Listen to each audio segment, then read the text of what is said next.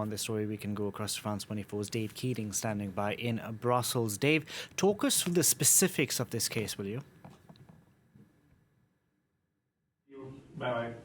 Yeah, I mean, this flight took place overnight, carrying these 6 women and 16 children. This is the result of a mission that Belgium had sent to Syria to look into whether there were still citizens at these various camps. This camp in particular was in the northeast of Syria. It was run by Kurdish forces, and this is actually coming just a year after Belgium also had a pretty big repatriation of wives of jihadists and children. In that case, it was 5 women, I believe, and 10 children. And this really is part of an overall effort of Belgium to repatriate these citizens. In terms of the wives, Belgian media reports that they are going to be charged here with terrorist offenses. But Belgium has really made a big effort to get these people back, particularly the children. And the Belgian government was announcing today that this is really necessary. They can't just leave these people in legal limbo.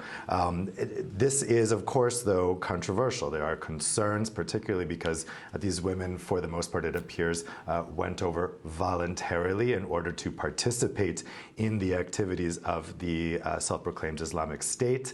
And we know that about 400 Belgians actually traveled to Syria since 2011 in order to participate in the Islamic State's activities. We don't know exactly how many are left there, and so it could be that more of these repatriation flights are coming.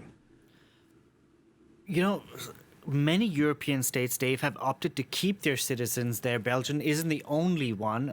Keep their citizens who joined the Islamic State group in prisons in Iraq or in Syria, because, as you said, there's this legal limbo that they're there. Indeed, this is not just a Belgian issue, and Belgium has actually chosen to handle this quite differently than other EU countries, other European countries, which have mostly allowed their citizens to stay there and just kind of not wanted to deal with the situation. Belgium has been an outlier here in actually taking back its citizens without the same amount of controversy we saw in a couple of cases in the UK, for instance. But as a whole, the EU has actually been trying to get a handle on this. There have been conferences here in Brussels trying to find a European approach to this issue in terms of how to repatriate these people safely, but also humanely. In the case of the children, it is an extremely delicate issue, and as the pull factors that have brought these people over from countries like Belgium, Netherlands, France, UK are similar, and so some kind of umbrella policy for dealing with this would make sense. But so far, we haven't really seen a lot of coordination on this, and in terms of actual efforts to try to bring people back, it's really been Belgium alone. Dave, thank you very much for the update. Dave Keating reporting there for us from Brussels.